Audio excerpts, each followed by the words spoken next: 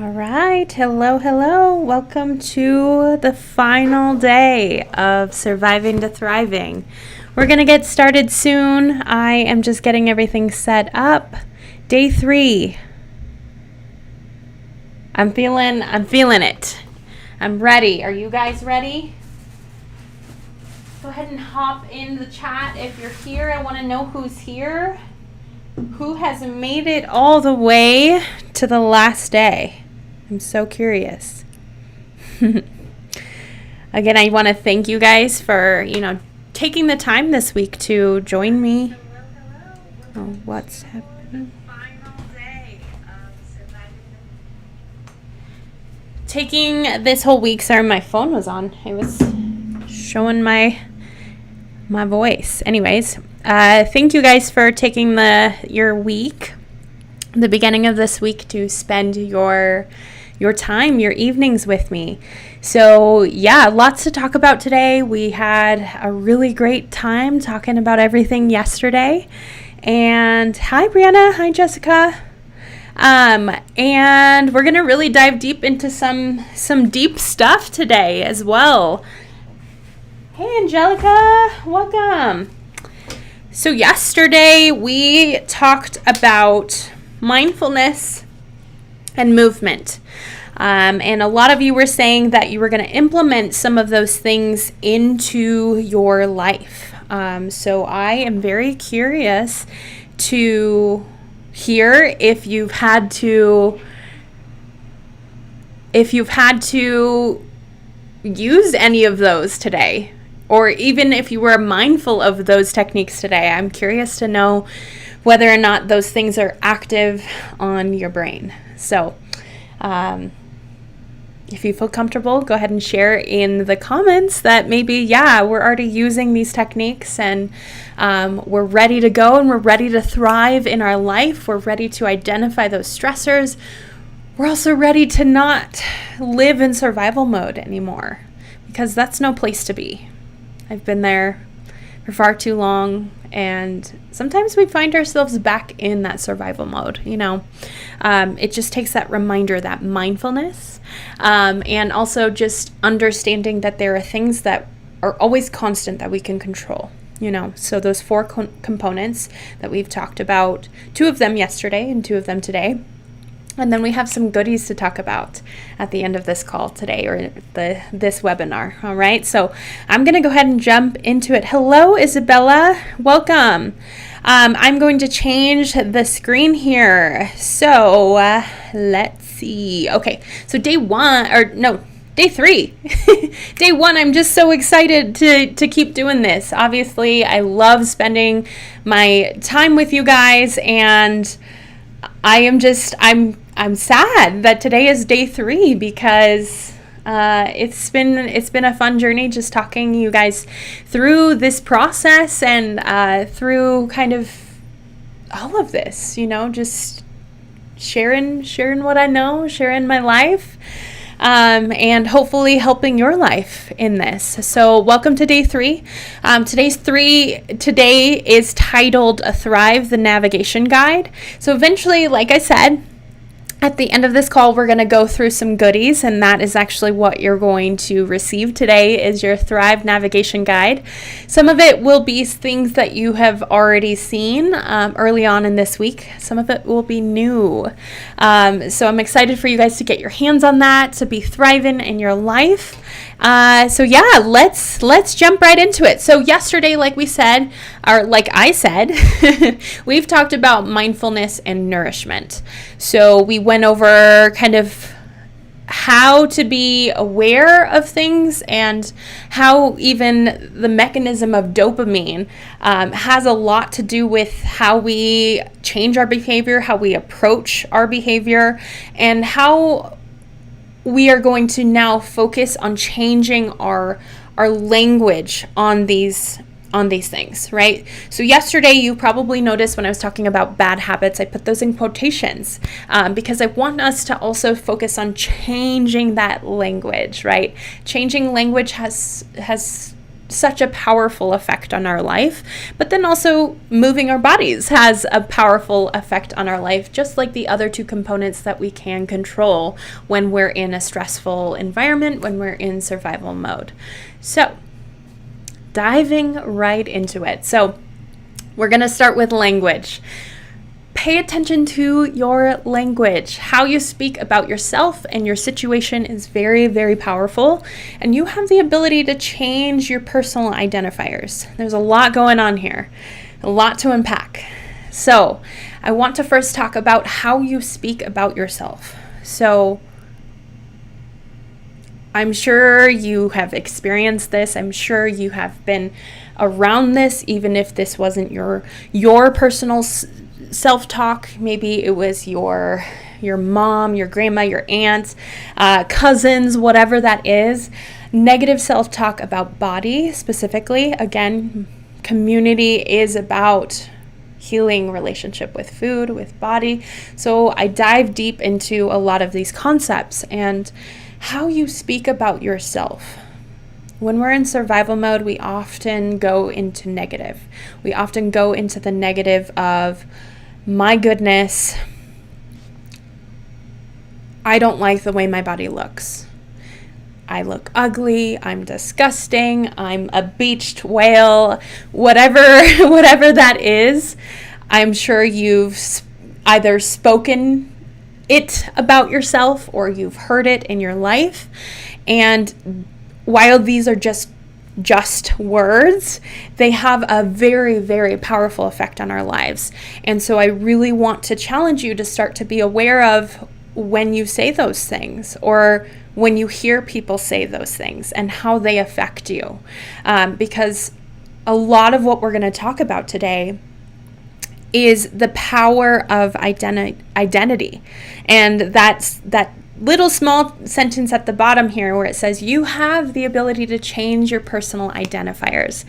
So a lot about what we identify with becomes how we behave in our lives. And that's something that I will talk about here in a little bit. But you have the power to identify with someone that's beautiful, or you have the power to identify with somebody who is ugly and doesn't like themselves.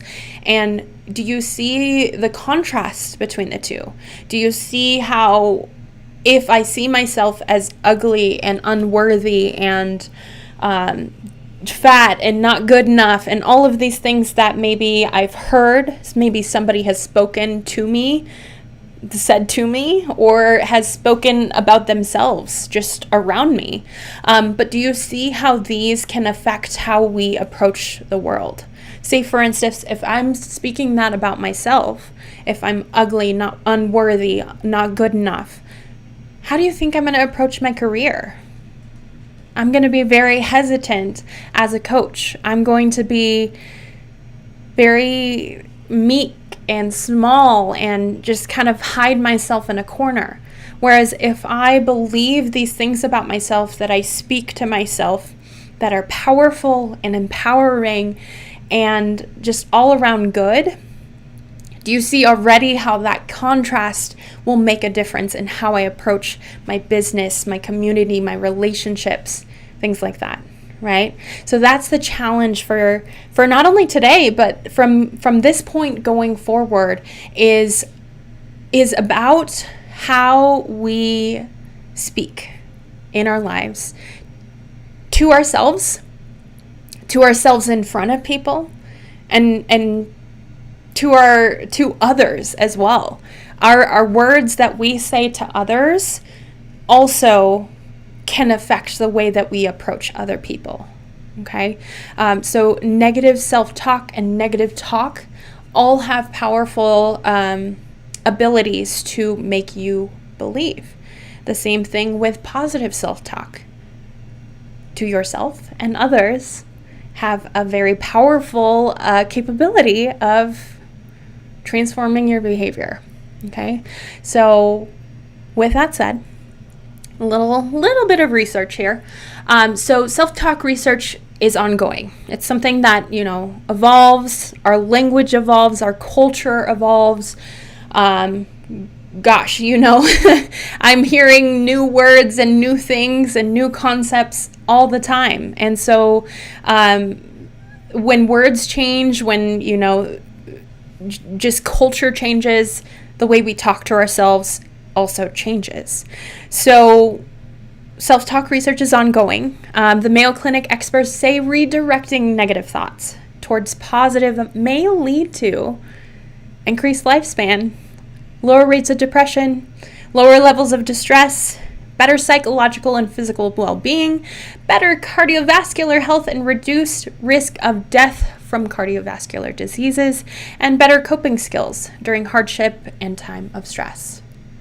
Do you see how every single one of these were symptoms on day one of survival mode? We felt depressed. We felt distressed. We had psychological and physical well-being negative symptoms, right? We weren't sleeping well, or we aren't sleeping well right now, but we are going to be when we start implementing these tools into our lives, right?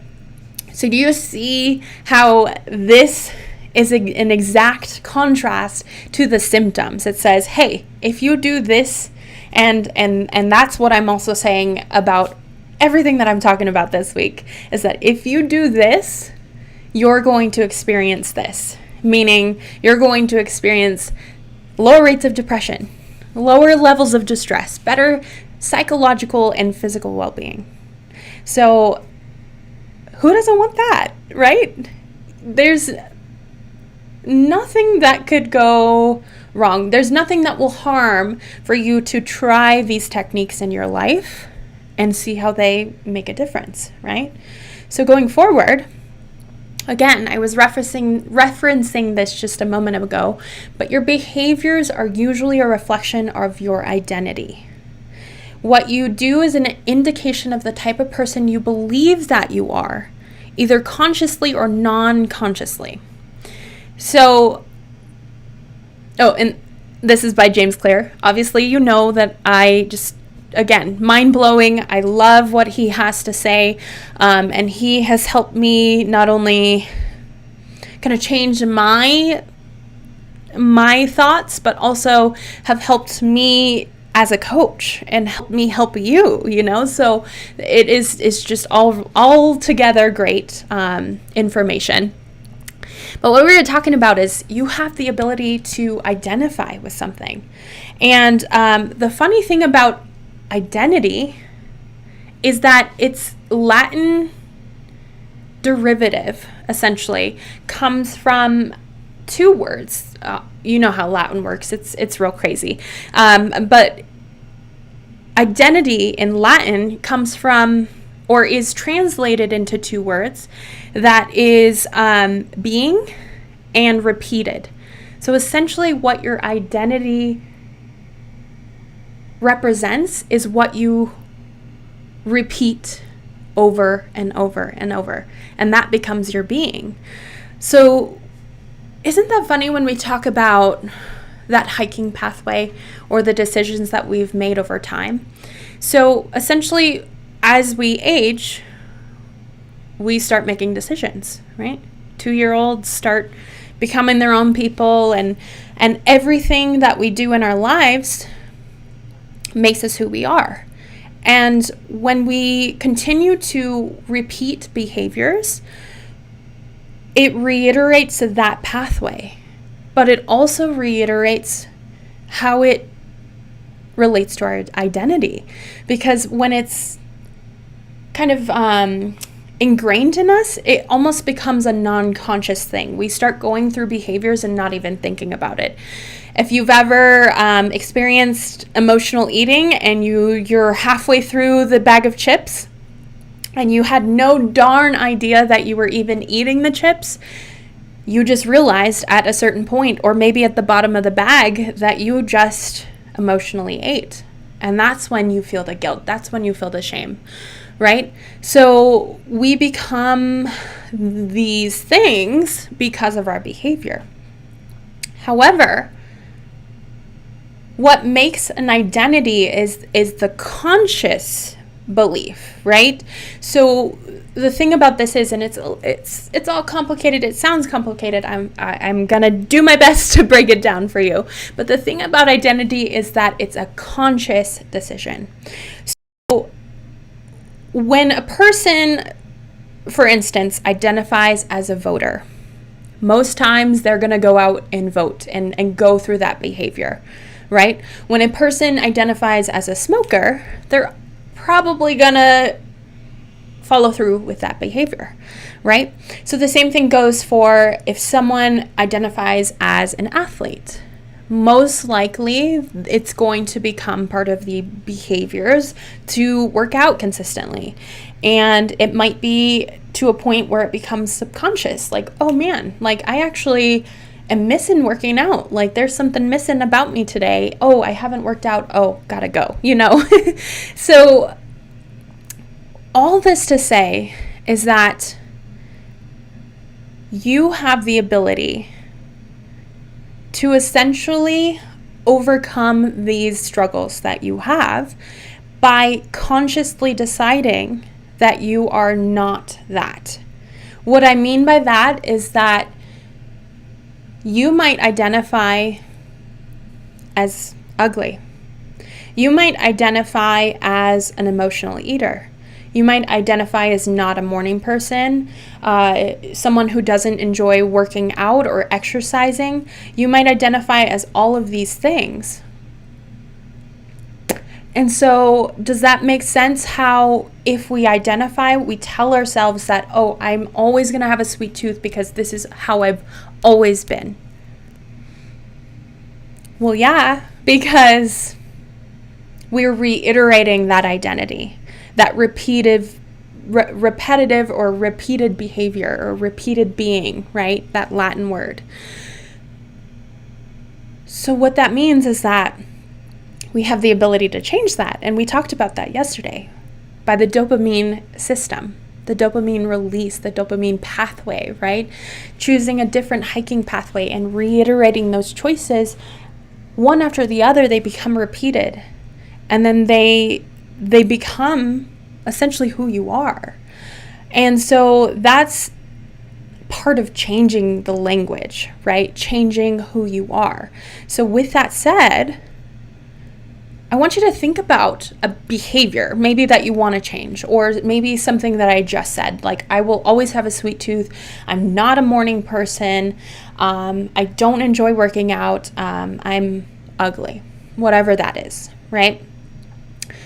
Or I want you to think about yourself as a whole, your thriving self. What does that person do for a living? Okay, just dream with me. Okay, right now we're in survival mode and we want to be there. We want to be here, thriving. So what does that person do for a living? What does that person eat regularly? What does that person enjoy doing for movement? What do they say to, how do they speak to his or, herself? You or, yeah, anyways. How do you speak to yourself? So something that's really important that you need to realize is that you can choose to identify, say for instance, you're trying to stop smoking, right? And you're in a scenario where somebody offers you a cigarette. You can say, oh no, I'm trying to stop smoking. Do you see how we're kind of wavering between smoking identity and a non-smoker, right? And do you see how that might be more difficult than saying, oh no, I'm not a smoker? When you identify with the thing that you want to be, there's going to be more chance that you follow through with that behavior. Good habits make rational sense, right? They make sense. I want to start eating more veggies. I want to start working out. But if they conflict with your identity, that's when they don't line up, right? So I want you to start thinking language-wise, who am I? Who do I want to be? First, take a moment to think about that, and then start showing up as her or start showing up as him. And when you do that day in and day out, over and over and over, you become that person. You are that person. Who's to say you're not? You know? So for example, if I want to be a healthy person, and for my ideal of healthy is that I want to eat 6 servings of veggies, and I want to work out 5 times a week, and I want to talk nicely to myself, and I want to, I don't know, have a good work-life balance, okay? Those are all the things that I want. I start showing up as that. I make sure that I, close my laptop at 5 p.m. so that I'm there for dinner with my husband. When I have those moments of negative self-talk, I'm like, nope, I'm not that girl. I'm beautiful. I'm powerful. I can do anything, right? And the next time I'm instead reaching for chips for the 4th time that day, I say, oh no. Remember, I am the person that eats four servings of veggies a day, and I've only gotten 2. So maybe instead of reaching for the potato chips one more time, I'm going to reach for some veggies so that I fulfill that identity, right? So a lot of this, again, is to reiterate that hiking pathway. You see this little guy on the screen right here, and you see these check marks. I know they look like little seagulls or the way that I used to draw birds, right? But what that identifies with and what that kind of represents is your action that you follow through with. Check. That just created the potential for a new pathway. Do you see this kind of like transparent orange pathway on the right hand side? Do you see how this pathway, in order to get to the other side of the mountain, you have to literally climb up the mountain to get to the other side? Whereas if we're creating a new, that's the treacherous pathway we talked about yesterday. But if we're creating a new pathway that again has more beautiful scenes and is much easier and easier on the ankles, I can get to the other side of the mountain, still see quite amazing views, but not have to work so dang hard, right? So that finding that new pathway, that new identity, that new language that we speak to ourselves and speak into our lives, we follow through with those actions. Check mark, I did it.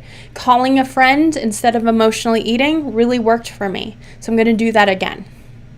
Calling a friend the second time really worked for me, so man, I'm going to keep doing that. Check, check, check. And as soon as you realize you're actually on the other side of the mountain and it's now part of your identity. Emotional eating is in the background, right? So that is what I mean by language. Language has so much power in who we are and how we represent ourselves, how we show up in our lives, and has also so much potential in who we can be and what we can do, So that's my challenge for you guys going forward, that you don't embrace the survival mode. You don't say, oh man, I'm stressed. I'm always going to be stressed. I struggle with sleep. I'm always going to struggle with sleep. And you might say, Alyssa, it's real easy for you to say, like, I'm going to say I'm going to sleep better. I'm going to say that I'm not going to stress out anymore. But it's more than that. It's about you deciding. It's your language. It's about you deciding that you're not going to be stressed anymore. You're going to say, no, I'm stressed, but I have control over that because we did the stress wheel. We understood our realms of control. And you say, okay, I'm stressed, but I have control over this. And I'm stressed, but it doesn't mean that I'm stressed forever. And actually, the person that I want to be can handle stress in such and such way. The person that I want to be handles stress by going on a walk. Okay, so I'm going to go on a walk. That's how language changes it. It's not just saying it, but remember we talked about it's the action that breeds the motivation. And it's also the language that breeds the action. It's also the mindfulness that helps you understand how to take that action, to how to identify with things, right? So that's my whole spiel on language. Movement. Movement is the fourth component of the 4 controlled things that we can do. Now, of course, like I was saying, there might be situations where movement is a little harder, right? Maybe stress is so high that we don't have time to necessarily go on a walk or go to the gym or things like that. But that's not the thing about movement. Movement doesn't have to be prescribed workouts. It doesn't have to be going to the gym for CrossFit. It doesn't have to be anything complicated, actually. And I'll walk you through that in a second. But really, the basis of movement is not complicated at all. And you're probably already reading through this, and I have a feeling that you're cringing about the third one. I'll get there. Don't you worry. Movement is something that should be part of our daily activity. And it has been until we started working at desks. And all of us probably work at desks, right? Our society has changed, just like I was talking about. Our society changes, our culture changes, our words change, and we have to kind of move with the groove, right? We gotta continue to be plastic and be able to be malleable, and that's the thing about life, is that when we try to be so dang rigid with things of like, this is my plan, this is how it's gonna go, this is how I'm gonna handle my stress, it's not necessarily how it's gonna be all the time, but if you have a general idea of how to move your body, that's great. So the first thing is identify with what you enjoy doing, okay? It could be anything. What do you enjoy doing? Do you hate running? Okay, then don't run.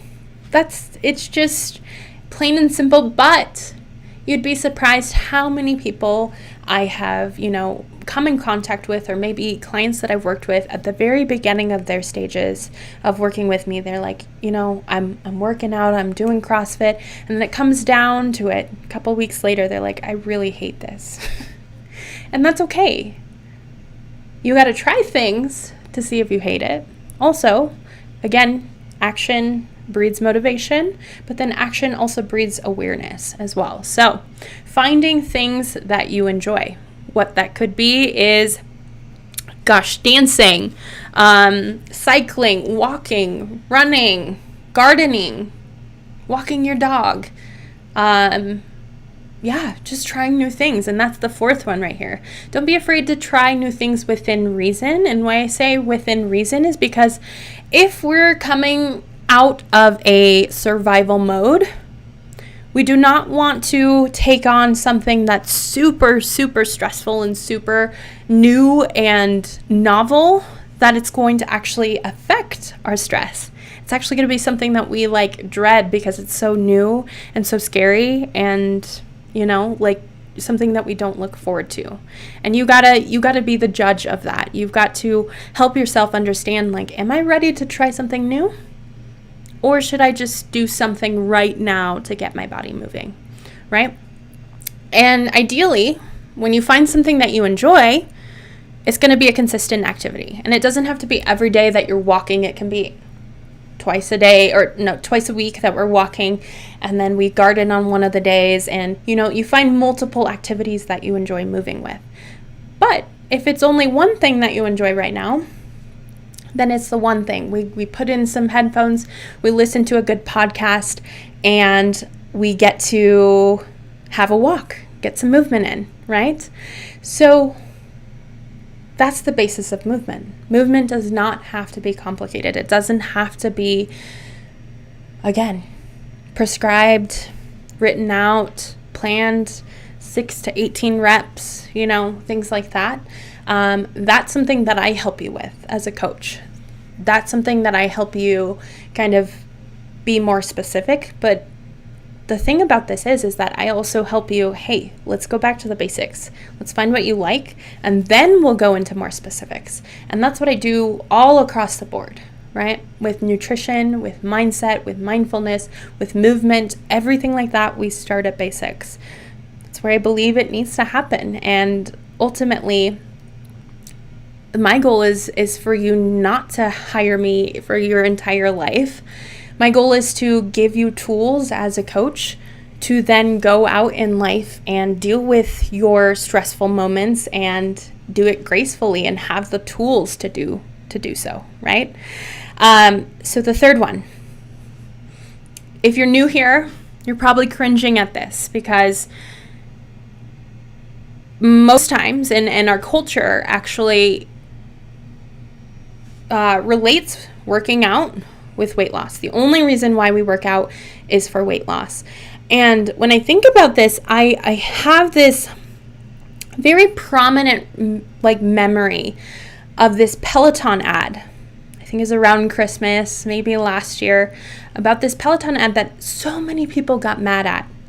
And it was like this slender girl that was really excited about taking her Peloton class, and people were really upset that she was slender. And they were saying, like, this is wrong because she doesn't need it. Like, this shouldn't be the type of body that represents this ad. And while I understand the other side of this argument where people were coming from, it's flawed in the way that why isn't any body type allowed to work out? It's because we view exercise as a means of weight loss. So for us to say that her slender body doesn't deserve to be on an ad or doesn't deserve to work out is missing the entire point.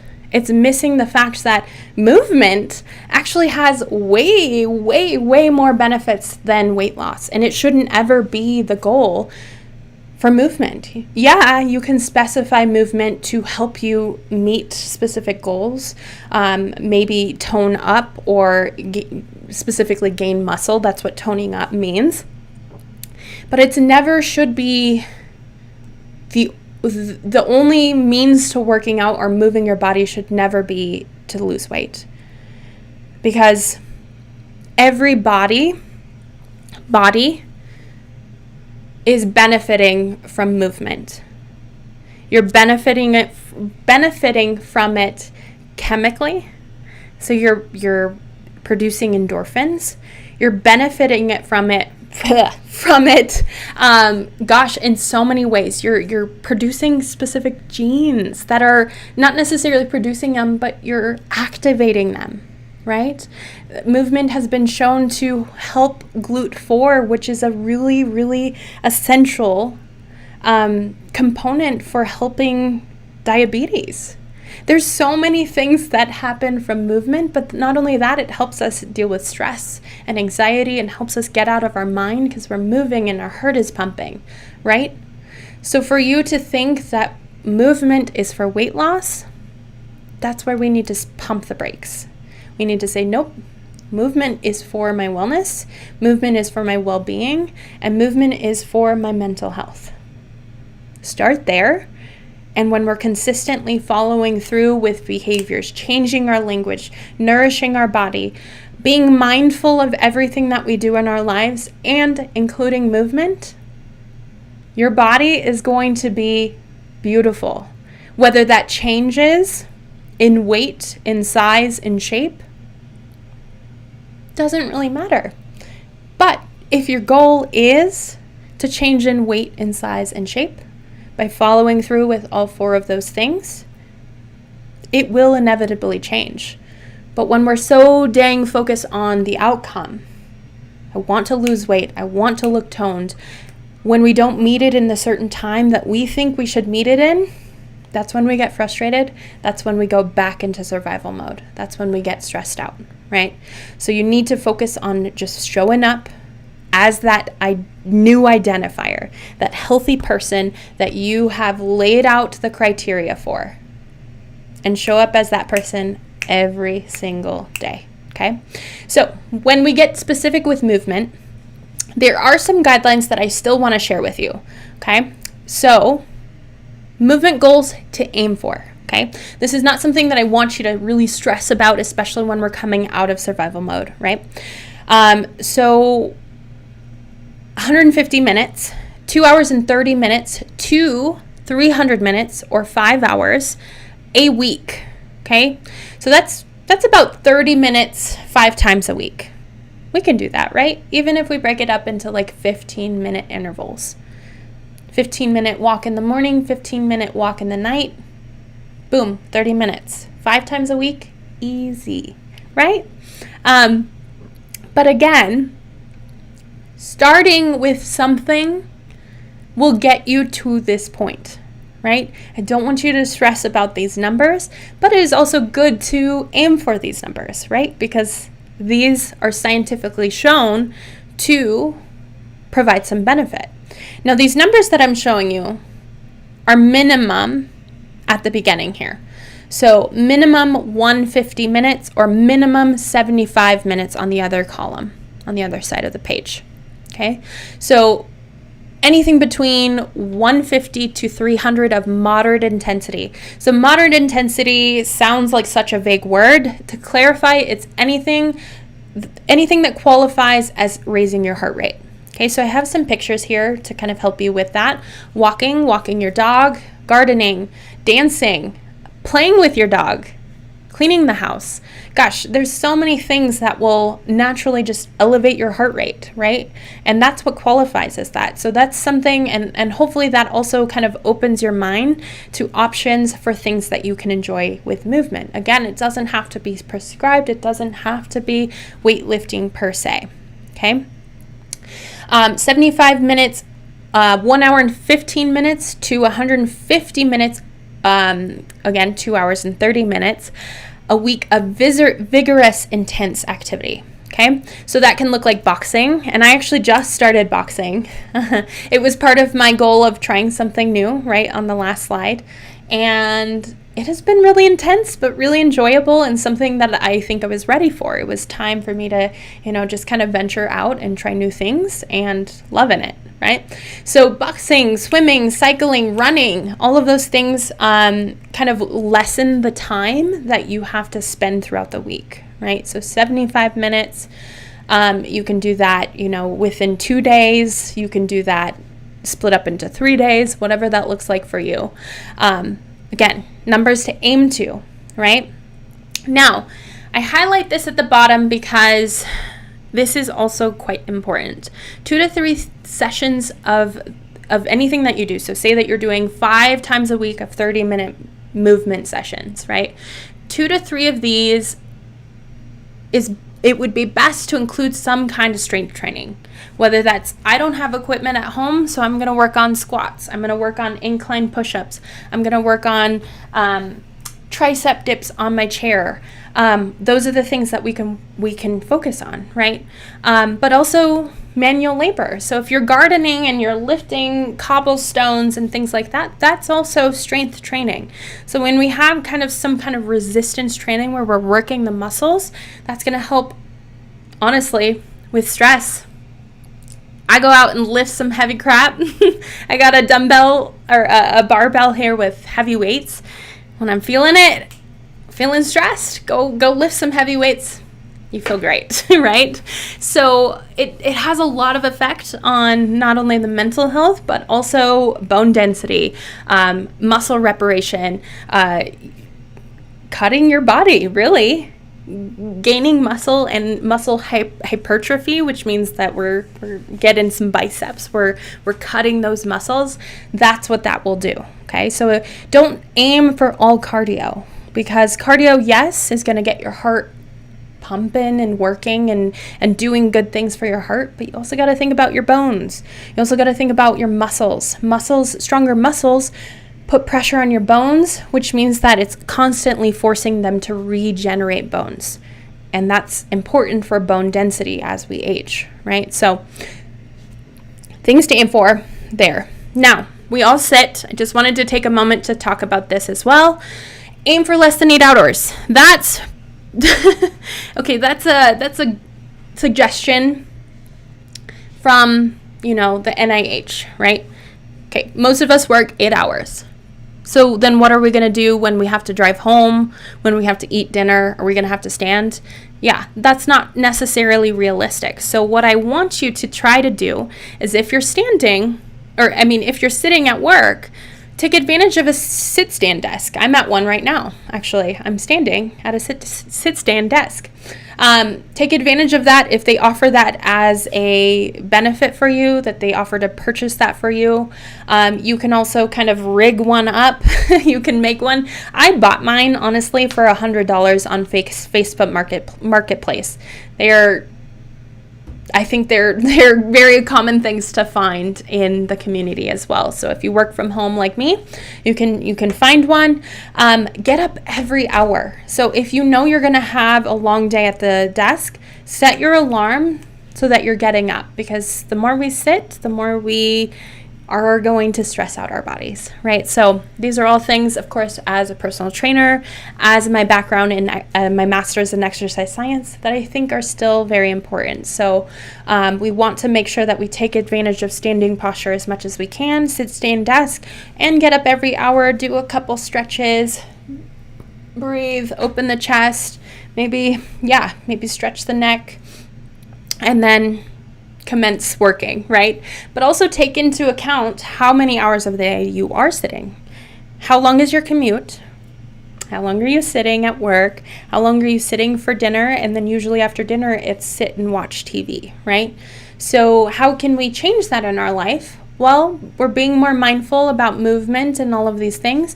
So maybe instead of sitting and watching Netflix for like the rest of the 4 hours that we have left, maybe that means that 45 minutes of that is going on a walk and looking at cool houses around the neighborhood. That is like my husband and I's favorite thing to do, is go for a walk and just like look at different details of each of the houses in this neighborhood. Like, oh, cool, look at that blue door, things like that. So find things that you guys enjoy, okay? So that is the end of Surviving to Thriving. Hooray, hooray, round of applause. You guys made it through the entire week of a masterclass from your one and only Alyssa.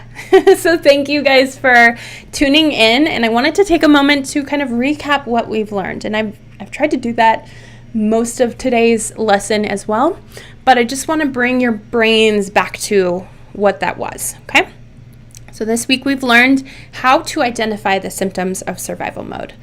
Okay, so we went through the stress wheel, and that helps us identify the specific stressors. What is going on in our life that's putting us in this place, right? Hormones, someone at our job, injury, working out too much, not really sure how to eat, things like that. Those are the things that are stressing us out. And then now we establish an understanding of what we have control over. Well, we have control over how we eat. We have control over how we move, our language, and our movement, right? So those are the 4 main control areas that we have in our lives. And then by applying this knowledge, we can learn how to thrive in our lives, okay? So we now are thrivers. We are now living our best life because we have the tools. And yeah, it's totally okay to come back to these tools all the time. I champion body positivity 100% because I need it. I have days that I am just completely wrecked because of something that triggered me, of something that I heard, or something that I didn't think fit right on me. But I come back to these techniques. What can I control? How am I speaking to myself? Am I showing up as the person that I am, right? My new identity. And coming back to these things. Do I need to go on a walk? How can I cope with this? Do I need to talk to a friend, right? So thriving doesn't mean that we have everything absolutely unicorn, rainbows and sprinkles perfect. No. It means that we have a system in place that we know what to do when the alarms sound, right? So that is my biggest lesson that I can give to you, is Don't allow yourself to spend a lot of time in survival mode. We all get there at some point throughout our lives, some days, some hours even. We go into this like short alarm mode. Don't let yourself stay there.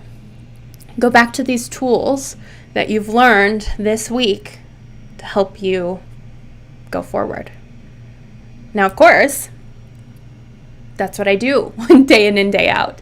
I do that I help clients do that throughout their lives. And there are certain things that maybe come up in life that we don't feel like we have control over. And even with these tools, we feel like we're struggling. And it's like, Alyssa, I understand what you're saying. I understand that language and movement and all of these things have impact over this, but I just don't think this is something I can overcome. I can help you with that. I assure you I can help you get there because I believe in you. And all I need is for you to believe in you, right? So with that said, I have also Thrive Navigation Guide, and that's why I titled it that today. You guys are all getting access to this. Some things you've seen before, so your stress wheel and your circles of control, right?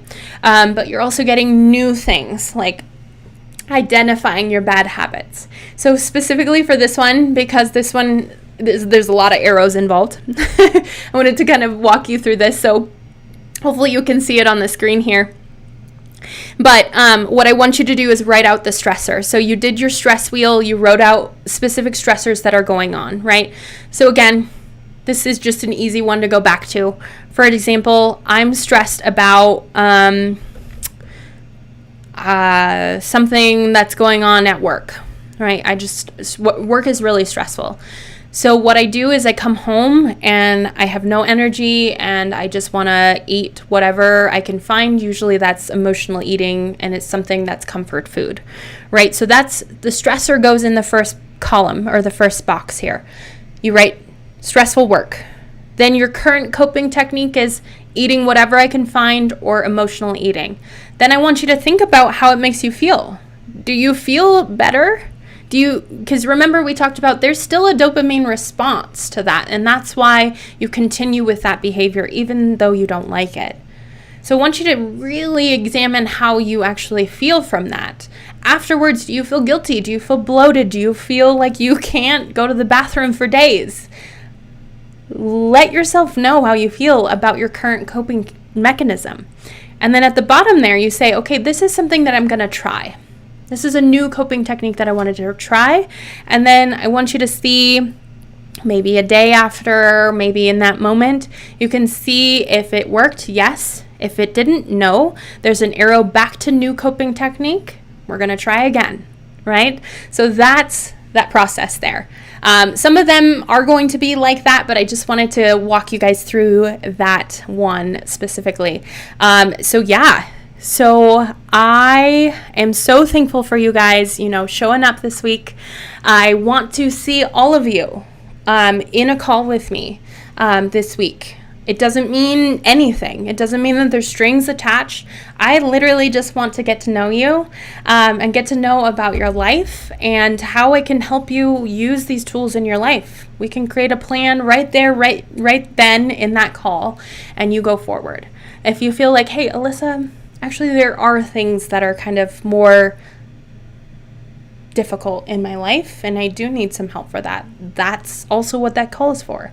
But again, I want to be able to help you, okay? So don't be afraid of me. Don't be afraid of the sound of a discovery call either. It's absolutely free. And the purpose of it is to create a plan for you, whether that plan is for coaching or whether that plan is for, hey, let's use these techniques and help you do this tomorrow. So I will be reaching out to all of you. I definitely want to see you on my calendar for that.